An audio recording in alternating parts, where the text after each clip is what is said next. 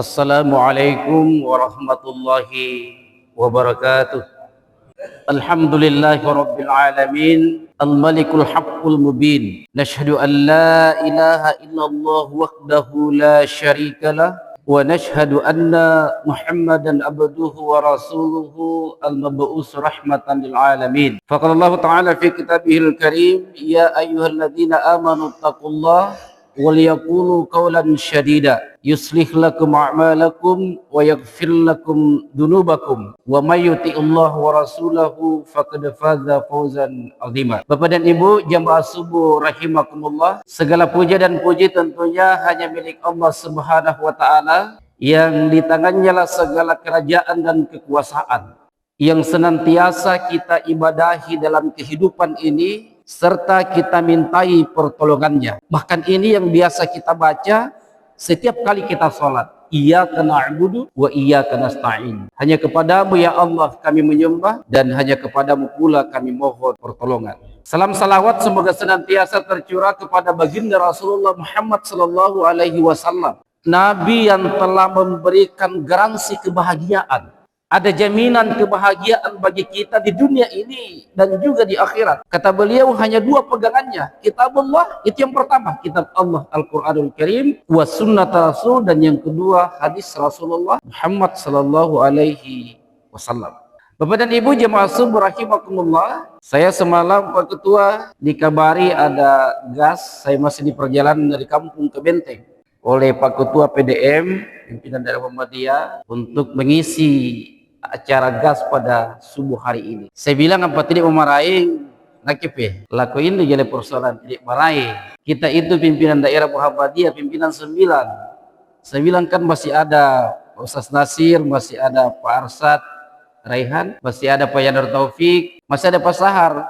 Laku untuk kotak raku apa perintah saya siap laksanakan. Bapak Ibu jamaah rahimakumullah, saya bilang apa temanya ini? Saya bilang bebas sih. Bapak Ibu jamaah subuh rahimakumullah, setiap orang itu berpeluang besar dan punya potensi besar untuk melakukan kejahatan dan kemaksiatan. Bahkan dalam banyak referensi, kebaikan dan kejahatan itu silih berganti dalam kehidupan ini. Kama tuli Pak Lingka, nah, lek masa bangkeng kiri, bangkeng kanan. Itulah gambaran kehidupan kita dalam melakukan aktivitas di permukaan bumi ini. Kadang kita dalam posisi yang benar, dan kadang kita dalam posisi yang tidak benar.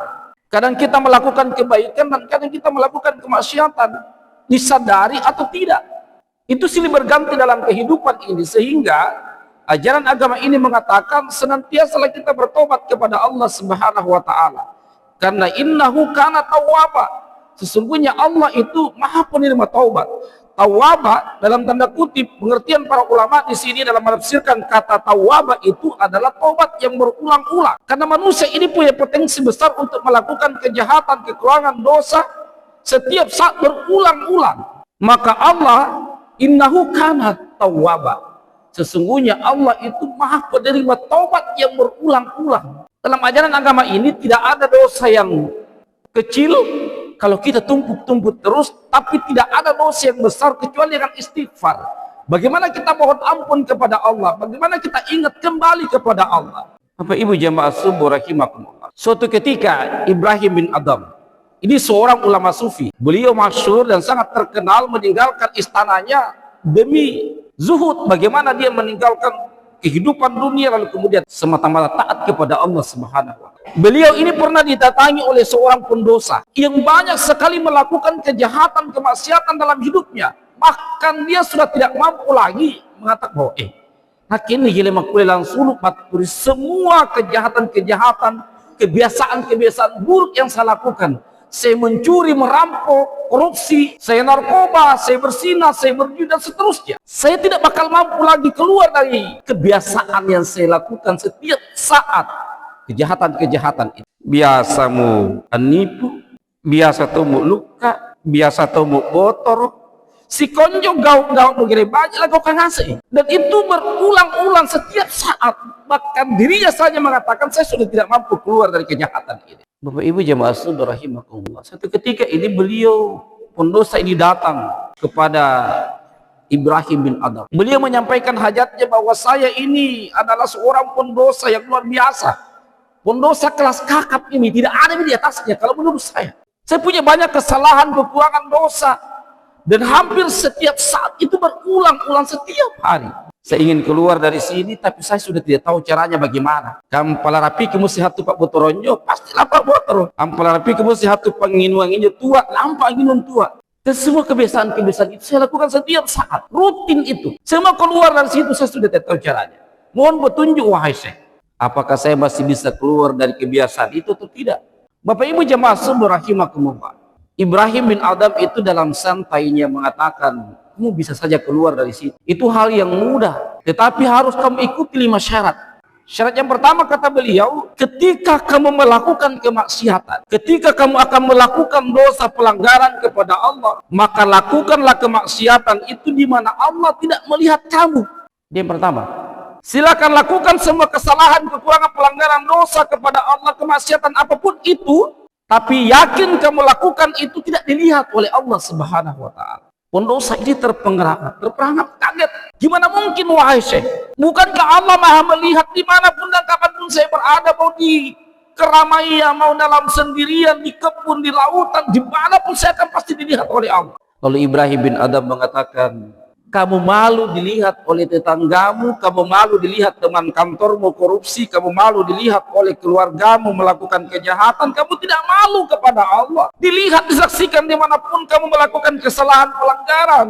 Bapak Ibu jemaah rahimakumullah, inilah konsep ihsan dalam ajaran agama ini. Anta'budallah, ketika kita menyembah kepada Allah, fa illam takun tarahu, anta'budallah ka'annaka tarahu. Sembahlah Allah, kata beliau Rasulullah, seakan-akan kamu melihat Allah. Fa illam takum tarahu, tapi ketika kamu tidak mampu melihat Allah, fa innahu yaraka, maka yakin, percaya sesungguhnya bahwa Allah melihat kita dimanapun dan kapanpun kita berada.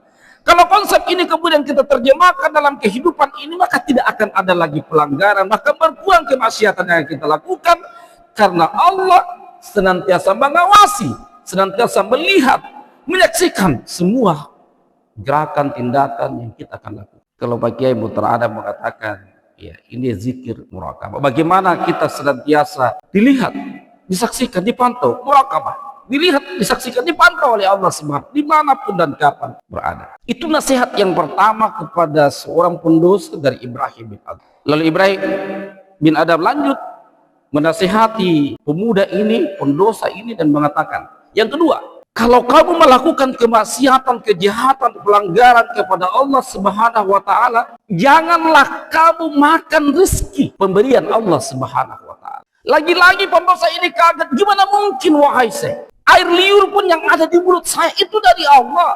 Belum lagi uang yang banyak, belum lagi mobil mewah, belum lagi fasilitas yang luar biasa yang diberikan oleh Allah. Semua itu pemberian Allah. Ada tangan, ada kaki, ada mulut. Semua itu adalah pemberian Allah Subhanahu. Bagaimana mungkin wahai saya tidak akan makan rezeki dari Allah? Lalu dari mana rezeki itu? Ibrahim bin Adham mengatakan, gimana sesungguhnya kamu numpan makan sama seseorang, lalu kedapatan kamu dilihat melakukan pelanggaran, apa kamu tidak malu? Laku siri-siri, tapi kenapa kamu senantiasa makan rezeki dari Allah, padahal senantiasa melakukan pelanggaran, tidak taat kepada Allah Subhanahu wa Ta'ala. Itu nasihat yang kedua. Ini memberikan gambaran kepada kita semua bahwa amanah yang Allah berikan kepada kita, panca indera yang Allah berikan kepada kita, rezeki yang diberikan kepada kita, itu adalah amanah yang mesti kita pertanggungjawabkan di hadapan Allah Subhanahu. Bahkan rezeki ini dua pertanyaannya, dari mana kamu dapatkan dan kamu belanjakan untuk apa? Jangan sampai banyak harta yang kita tumpuk hari ini, dari waktu ke waktu, dari tahun ke tahun, tapi sampai pada saatnya kita dituntut oleh Allah untuk berkurban.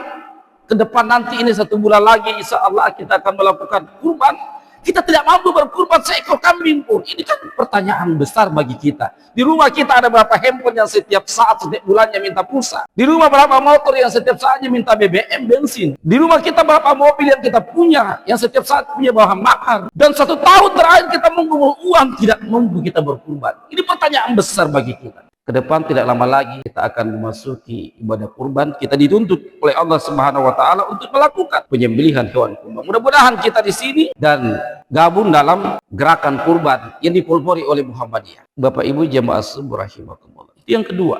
Yang ketiga, Kata beliau Ibrahim bin Adham, kalau kamu mau melakukan kemaksiatan, kalau kamu mau melakukan kejahatan, pelanggaran kepada Allah, jangan kamu tinggal di buminya Allah Subhanahu wa Ta'ala. Lalu di mana kita mau tinggal kalau bukan di bumi Allah Subhanahu wa Ta'ala? Sebuah planet ini buminya Allah, punya Allah, termasuk bumi. Mau kemana kita? Mau ke Jakarta, punya Allah. Mau keluar negeri, punyanya Allah. Tapi kita dengan ente melakukan kejahatan, kemaksiatan, dan jarang melakukan perintah-perintah Allah Subhanahu wa Ta'ala. Lalu selanjutnya Ibrahim bin Adham mengatakan, jika kamu melakukan kejahatan sementara kamu mencuri, seterusnya melakukan kejahatan kepada Allah, silakan kamu lakukan pelanggaran itu, silakan kamu lakukan kesalahan yang kamu akan lakukan. Tapi kemudian ketika datang malaikat maut, tolak pada saat itu, jangan kau cabut nyawa. Pendosa ini kaget, gimana mungkin tidak ada satupun orang yang mampu menolak nyawa dicabut oleh Allah Subhanahu. Walikulli ummatin ajal, setiap umat itu punya batas akhir, ada ajalnya, dan ketika itu tiba tidak ada yang bisa menunda, tidak ada juga bisa memajukan. Seperti itu Allah menggambarkan kepada kita. Lalu Ibrahim bin Adham mengatakan, ya, bagaimana sekiranya kamu sementara mencuri, tiba-tiba Allah cabut nyawamu, tiba-tiba datang malaikat maut. Gimana sekiranya kamu sementara berjudi, tiba-tiba dicabut nyawamu? Di mana kira-kira sementara kamu minum minuman keras, dicabut nyawamu? Sementara korupsi, dicabut nyawamu? Sementara menggibah, dicabut nyawamu? Karena ajal itu tidak ada yang tahu kapan, di mana kita akan diambil oleh Allah. Maka ini mesti dijaga. Kita harus mawas diri, waspada setiap saat, bahwa maut ini senantiasa mengintai kita. Bahkan ajaran agama ini mengatakan yang paling dekat dengan kita ini adalah kematian, dan pelajaran yang paling berharga itu adalah kematian. Sehingga mari kita belajar tentang kematian ini, sehingga kita masih makin dekat dengan Allah Subhanahu wa Ta'ala. Itu pesan yang keempat. Pesan terakhir kata beliau, kamu punya banyak kesalahan, kekurangan, kamu mencuri, kamu merampok, kamu narkoba dan seterusnya, kamu korupsi dan seterusnya. Tentu banyak sekali dosa dan lebih banyak kejahatan yang kamu lakukan. Di akhirat itu kamu pasti dimasukkan ke dalam neraka oleh malaikat Malik. Kamu akan digeser, diseret masuk ke dalam neraka. Nah, ketika peristiwa itu terjadi, lakukan lo dibawa sinampe, lari mau kentamak di neraka, lari patamak mau ke neraka. Lalu Ibrahim bin Adham, silahkan kamu tolak itu dan minta kamu dikembalikan ke bumi. Lalu pendosa ini mengatakan, gimana mungkin kematian jadi itu hanya sekali saja. Tidak ada yang mati berkali-kali, tidak ada yang hidup berkali-kali. Kalau kita sudah di akhirat itu sudah kekal di sana, tidak bakal kembali lagi ke dunia ini untuk melakukan kebaikan-kebaikan, bersilaturahim dengan sesama, berinfak, bersedekah, berkurban, sholat dan lain-lain. Itu sudah tidak ada lagi ketika kita sudah di akhirat. Ketika malaikat itu Malik mau menggeser kita masuk ke dalam neraka, tidak ada lagi kemampuan kita untuk menolak itu, dan tidak ada lagi potensi kita untuk dikembalikan ke bumi ini melakukan ketaatan kepada Allah. Nah, sebelum itu semua tiba, masih ada kesempatan yang Allah berikan kepada kita semua ini. Kita masih sehat, kita punya kelebihan harta, ya, kita punya kelebihan ilmu. Kita manfaatkanlah itu sebaik-baik mungkin. Kita manfaatkanlah itu kepada sesama kita manusia. Karena khairun nas anfa'uhum linnas, sebaik-baik manusia kata beliau Rasulullah, ada manusia yang paling bermanfaat kepada sesamanya manusia. Dengan ilmunya dia bermanfaat kepada sesama manusia. Dengan jabatan yang dia punya dia bermanfaat kepada sesama manusia. Dengan harta yang dia miliki dia bermanfaat kepada sesama manusia. Semua potensi yang Allah berikan kepada kita, harta, ilmu, tenaga, apapun itu kelebihan yang diberikan oleh Allah, kita manfaatkan sebaik mungkin untuk kepentingan diri, keluarga, dan tentunya kepentingan bersama, kepentingan masyarakat. Karena sebaik-baik manusia di antara kita adalah mereka yang paling bermanfaat kepada sesamanya manusia.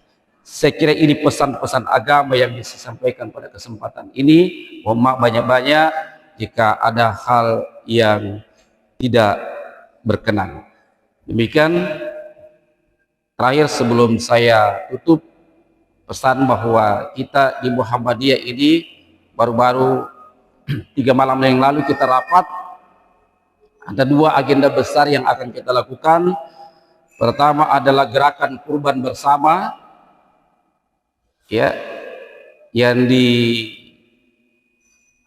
dimotori oleh pimpinan daerah Muhammadiyah di bawah koordinasi Pak Haji Saiful Arif. Saat ini sementara menggalang, ada tingkatannya dari 1.650.000, ya, 1 kakak, karena dalam syariat berkurban itu 1 kakak 1 kurban. Jadi yang pasang pulai lalang kakak berarti sampulai yang berkurban. 1.650.000 itu sudah 1 keluarga dalam 1 kakak itu berkurban. Itu dalam syariat agama kita. Bukan per orang itu, tapi per kakak. Jadi yang sampulai kisi sapo berarti sampulai yang mungkin berkurban. Jadi yang 6 juta atas sampulai kisi sapo gini kan atas sejuta ta. Saya tahu. Itu yang pertama, kurban bersama Muhammadiyah. Biasanya penyembelihannya di dekatnya Masjid Al-Muqhamun. Agenda besar yang kedua adalah khitanan massal. Ini setiap tahun juga rutin dilakukan. Kita sudah rapatkan bersama. Barangkali jua pa ampunta atau anata atau apanta keluargata gelipis sunnah nanti bisa didaftarkan ke panitia untuk kita lakukan khitanan massal setelah ibadah Idul Kurban. Jadi karena 2 hari biasanya penyembelihan hewan kurban di Muhammadiyah, maka hari ketiga itu pemotongan burung. Ya, itu kebiasaan tradisi kita di Muhammadiyah. Itu sudah tiap tahun. Ya, hari pertama, hari kedua, hari tasrik itu kita potong hewan, hari ketiganya biasa potong burung. Saya kira ini pesan amanah yang saya sampaikan. Mohon banyak-banyak jika ada hal yang tidak berkenan. Zahiri billahi fisabilil haq, nasrun minallah wa fathun qarib. Wabasyiril mu'minin. Wassalamualaikum warahmatullahi wabarakatuh.